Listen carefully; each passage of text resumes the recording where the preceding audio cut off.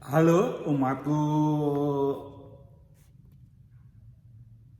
Santo Yusuf Kota Baru yang saya kasihi, yang saya cintai, yang saya hormati, dan yang saya rindukan. Ya, saya di gereja, sengaja saya tidak menghadap umat, tetapi ini umatnya kosong, belakang kosong ya. Ini memang kita sampai hari Minggu Prapaskah pertama ini kita masih tutup ya. Dan saya berharap bahwa umat dengan hati yang sungguh rindu untuk mencari link Ekaristi. Salah satu link yang nanti bisa dilihat ada di bawah ya, di bawah judul itu akan saya kasih link hari Minggu ini. Saya ambil link dari keusupan dari yang disiarkan dari Ventimiglia ya. Tapi saya tahu bahwa ada beberapa umat yang di stasi yang mengadakan ibadat sabda, entah itu di gereja, di perusahaan seperti di Gunung Aru, walaupun yang datang itu dapat dihitung dengan jari kita yang ada, tapi umat dengan setia ada yang ikut, dipimpin oleh ketua umat ya. Selamat, terima kasih Mama Riki yang memimpin ibadat sabda di Gunung Aru setiap pagi jam 10 ya, walaupun tidak ada misa ya, dan juga menggerakkan umat untuk ibadat jalan salib tiap hari Jumat. Dan juga untuk setahu saya di PKS di rumah Pak Ketua Umat juga malam berkumpul untuk ibadat sabda untuk merayakan Prapaskah pertama. Untuk yang lain saya belum dapat masukan apakah ada yang melakukan ibadat di kapel atau di rumah. Tapi sekali lagi gereja belum buka karena perlu diketahui ada beberapa banyak umat orang-orang yang kita kenal yang mengalami musibah, yaitu terpapar virus COVID-19 ini ya, sehingga gereja hari ini belum dibuka.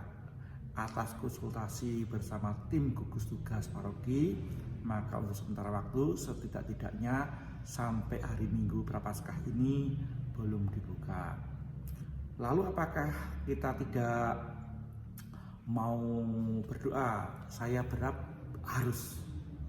Kalau sudah ikut Ekaristi 1 jam ya, biayanya tidak lebih dari Rp10.000 saudara-saudara ya, tergantung Anda mau sembahyang atau tidak, mau berdoa hari Minggu atau harian bersama keluarga atau tidak, atau kita sibuk dengan urusan kita masing-masing, atau bahkan mungkin urusannya mungkin ya hobi, mungkin mancing atau jalan-jalan, itu berani ya, untuk punya waktu untuk jalan santai, jalan sehat, berani dan juga punya waktu.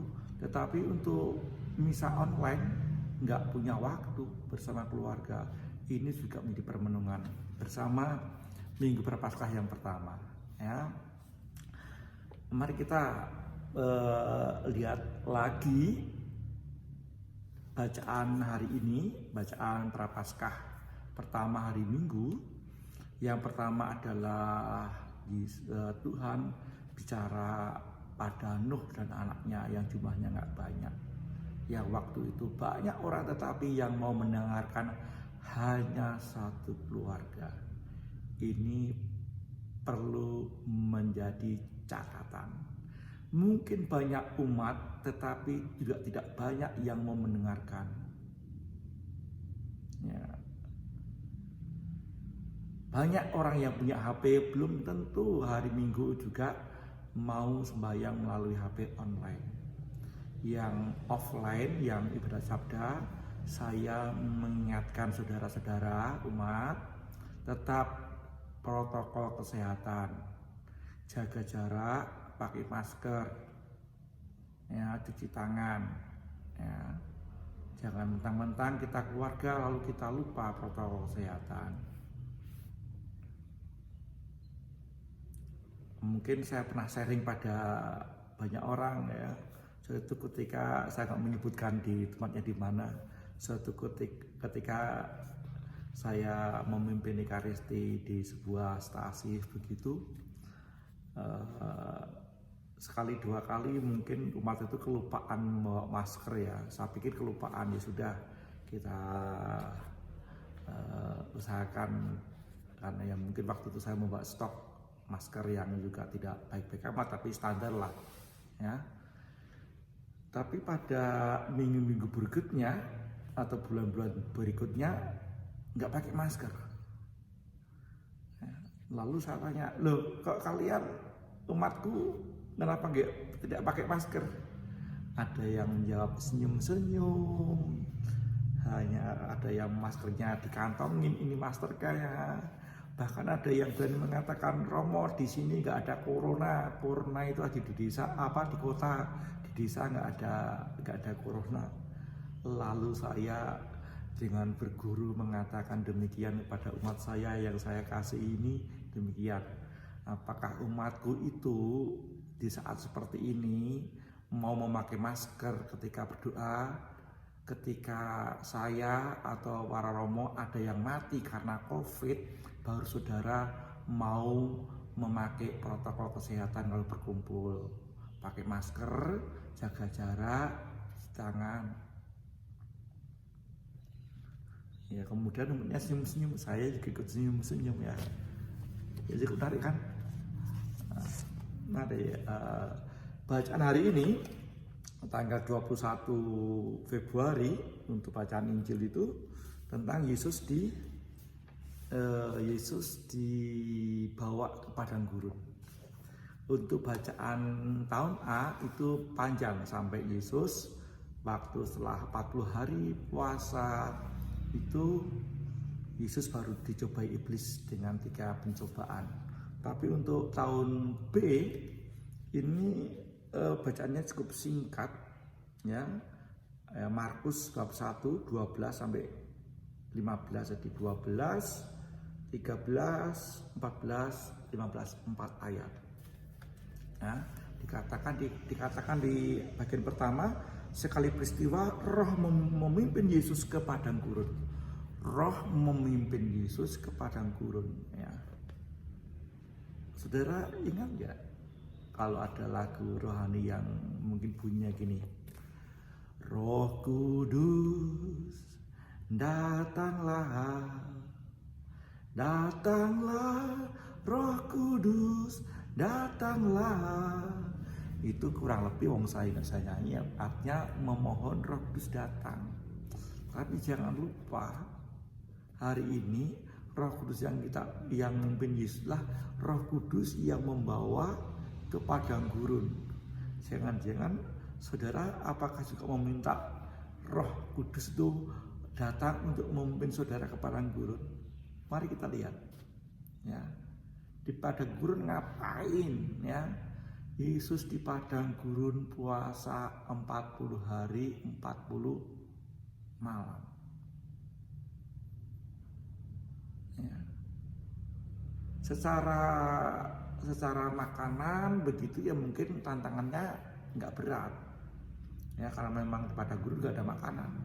Kalau mau makan harus berjuang, ya, cari barang makanan yang ada di padang gurun, entah itu kadal, entah itu ular, entah apa yang bisa ditangkap. Tapi kalau menangkap gajah di padang gurun Anda tidak, atau tangkap unta ya agak susah ya.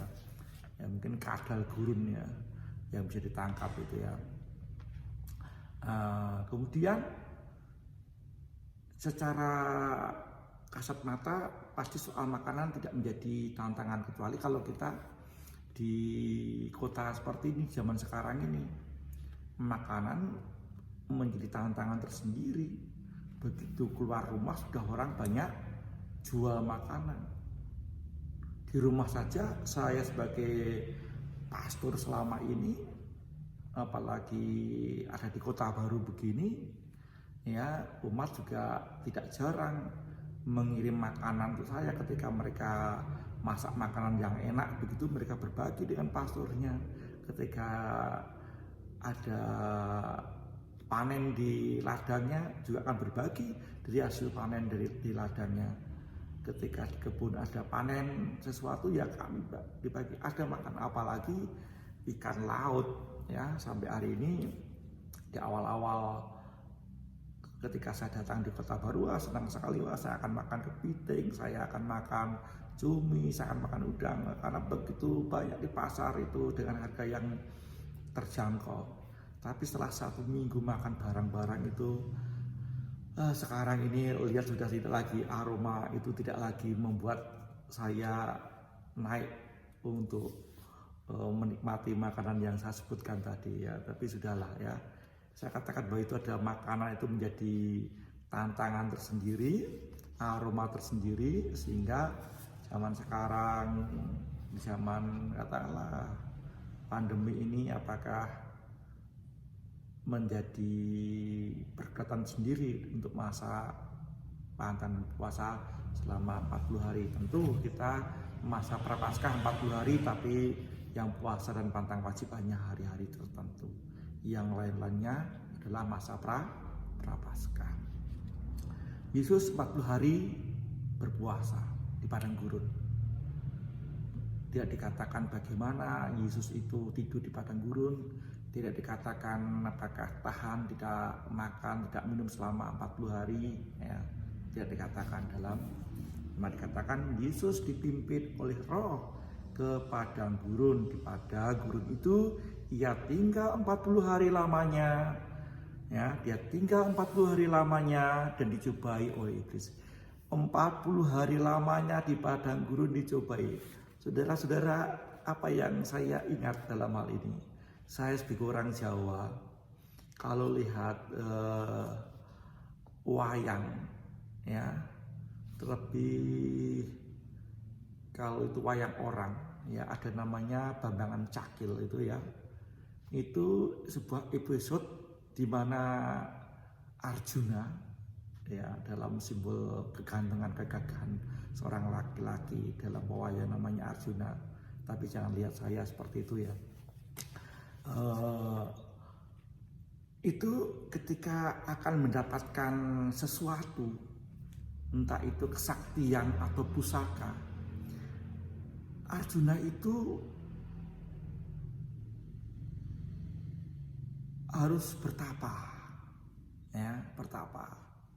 Nah, selama bertapa, kemudian ketika bertapa kemudian digoda oleh dalam bahasa Inggris namanya buto buto raksasa ya. Kemudian ya muncul namanya tokoh namanya kemudian Buto Cakil ya. Buto Cakil itu raksasa ya, atau Buto Cakil itu yang dalam bahasa Inggris yang giginya mancung ke depan begini ya, cakil ya.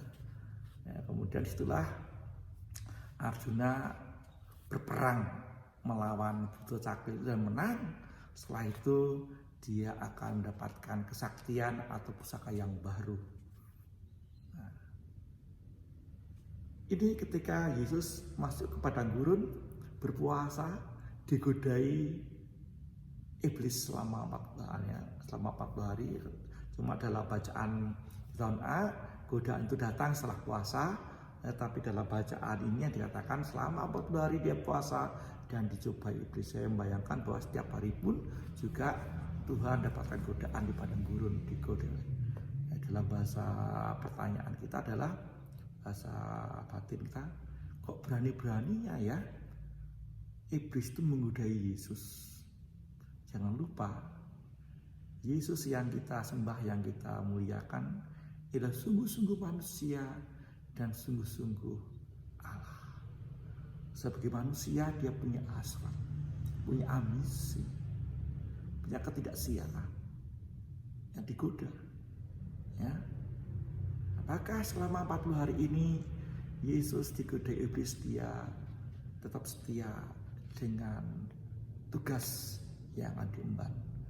Menggambarkan bagaimana selama 40 hari itu adalah perutusan Yesus dalam mewartakan Injil, yaitu akan banyak godaan-godaan, bahkan kering, tandus, tak ada apa-apa, dah kering, tandus, tidak ada apa-apa, dingin, panas, tetapi juga ada godaan.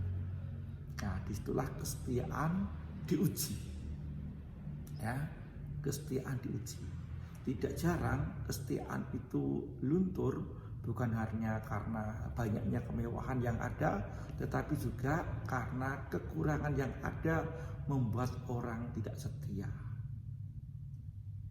Nah, sekali lagi, kesetiaan itu bisa muncul dalam banyak ujian setiap hari, dan bisa godaan-godaan itu bisa muncul kapan saja waktunya, entah dalam kegembiraan, entah kebahagiaan, entah dalam kelimpahan, bahkan juga dalam hidup di saat-saat kering seperti padang gurun, di saat orang itu berpuasa. Dan Tuhan dicobai. Ya. Dan tentu kita tahu bahwa Tuhan itu berhasil melewati itu. Dan Tuhan setia. Ya, Tuhan setia. Maka setelah 40 hari Tuhan itu di padang gurun berpuasa, dicobai, kemudian di sana dikatakan para malaikat melayani dia. Konsep malaikat pun sudah tergambarkan. Ya, di sini Tuhan bertemu malaikat. Tuhan bukan hanya bertemu setan, iblis yang menggoda, tapi juga Tuhan bertemu malaikat yang melayani. Ya, ini kita mau menjadi yang mana? Mau yang menggoda berarti iblis, atau yang melayani berarti itu malaikat, ya, melayani Tuhan atau menggoda. Sebuah perenungan tersendiri bagi kita semua dan saya tentu saja, ya. Nah, kemudian di paragraf terakhir itu dikatakan demikian. Sesudah Yohanes Pembaptis ditangkap, datanglah Yesus ke Galilea memberitakan Injil Allah. Rupa-rupanya setelah Yesus dibaptis, kalau kita ambil urutannya, ya, setelah Yesus dibaptis oleh Yohanes, Yesus masuk ke padang gurun untuk berpuasa. Kemudian setelah mendengar bahwa Yohanes ditangkap, nah, kemudian Tuhan datang ke Galilea untuk memberitakan Injil Allah.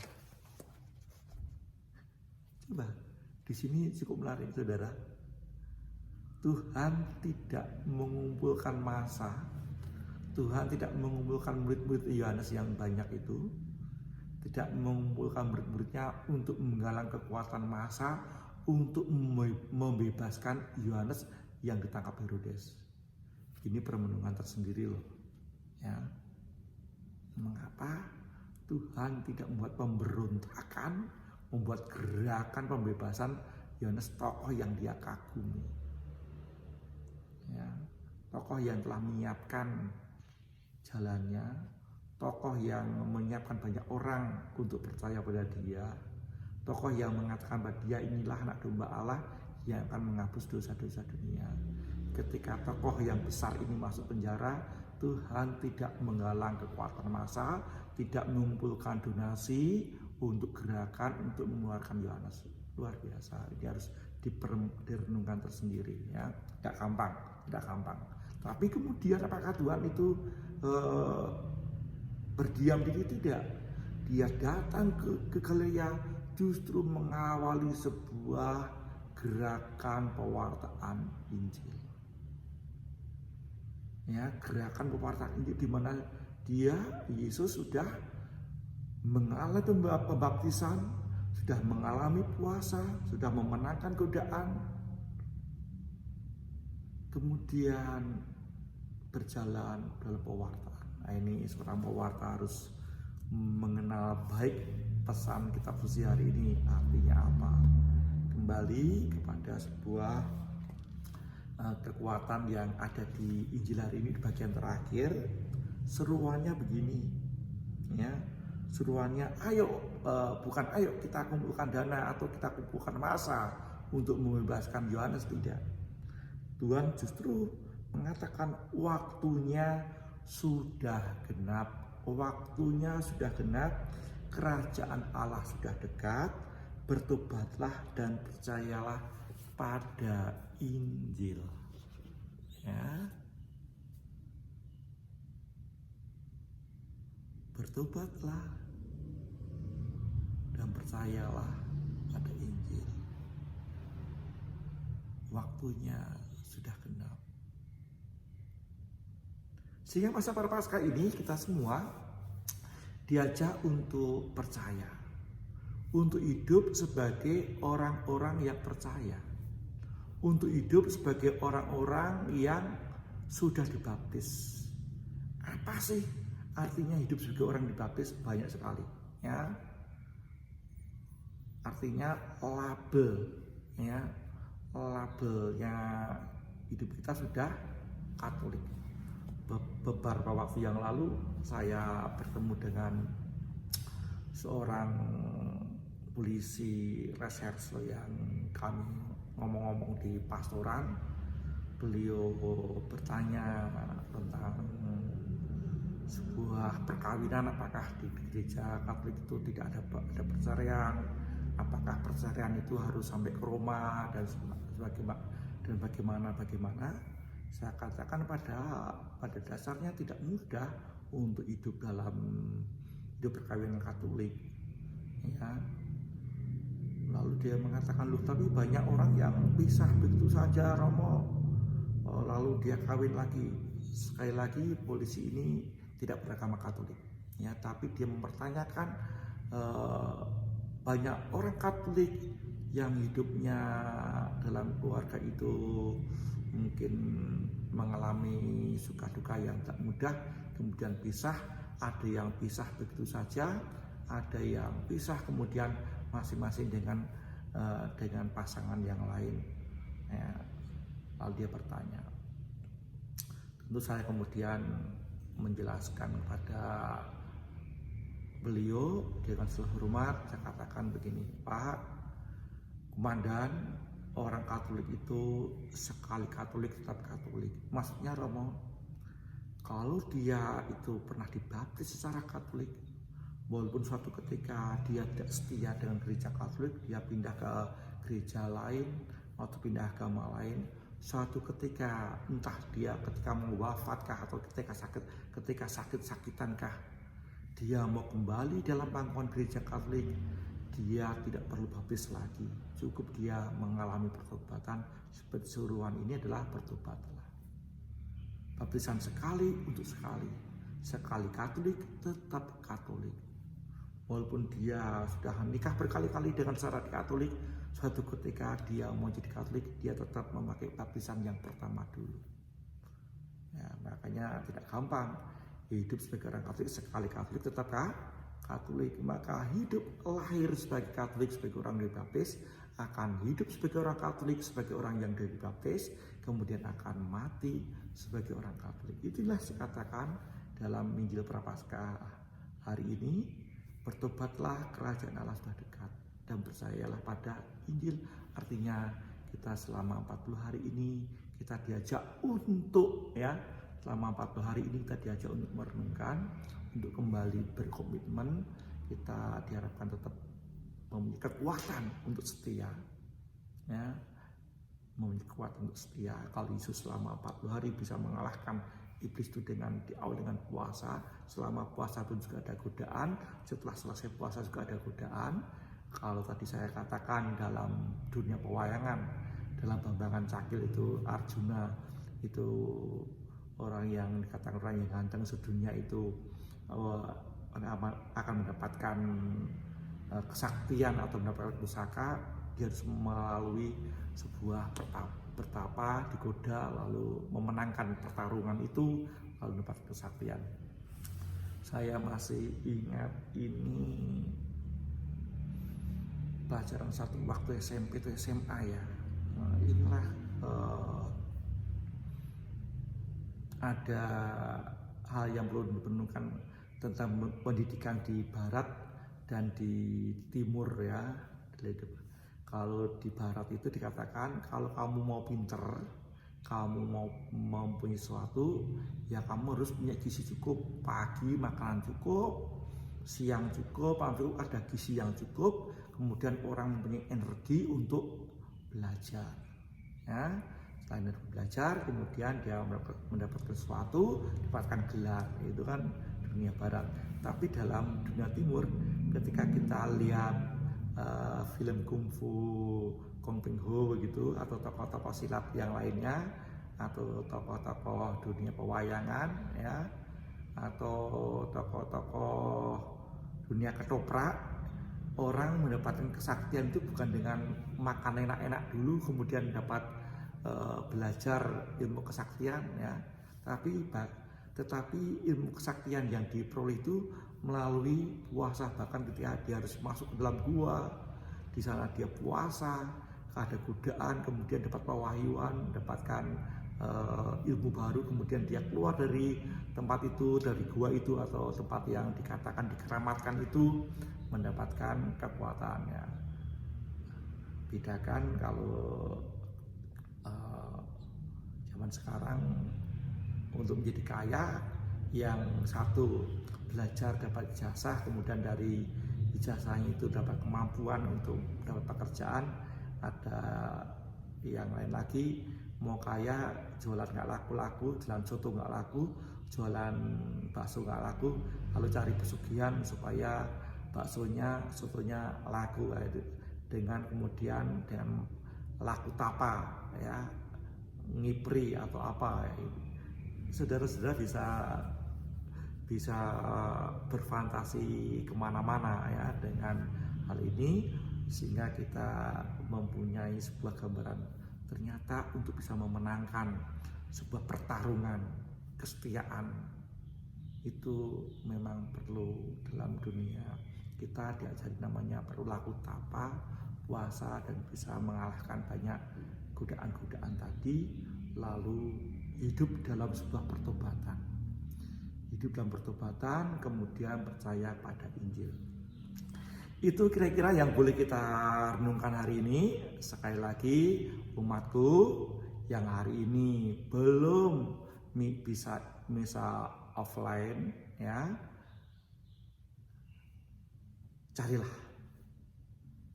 waktu bersama keluarga Anda untuk misa online, buka ya. Tapi yang ibadat sabda, yang stasi, ada beberapa stasi yang sudah melakukan ibadat sabda sendiri, jangan lupa protokol kesehatan. Jangan sampai kita semua karena kecerobohan kita kehilangan orang-orang yang kita sayangi, orang-orang yang kita hormati, orang-orang yang kita kasihi. Setelah mereka pergi, kita mengatakan rip ya, berisa dalam damai, semoga Tuhan berkat melimpah ya, atau Tuhan berikan pengampunan atas dosa. Tentu kita tidak boleh hanya sekedar, tapi kita berjuang sungguh-sungguh untuk tetap waspada tanpa mengurangi rasa hormat, gembira, dan juga biarlah kita pun dapat melalui saat-saat yang tidak mudah ini bersama-sama ya.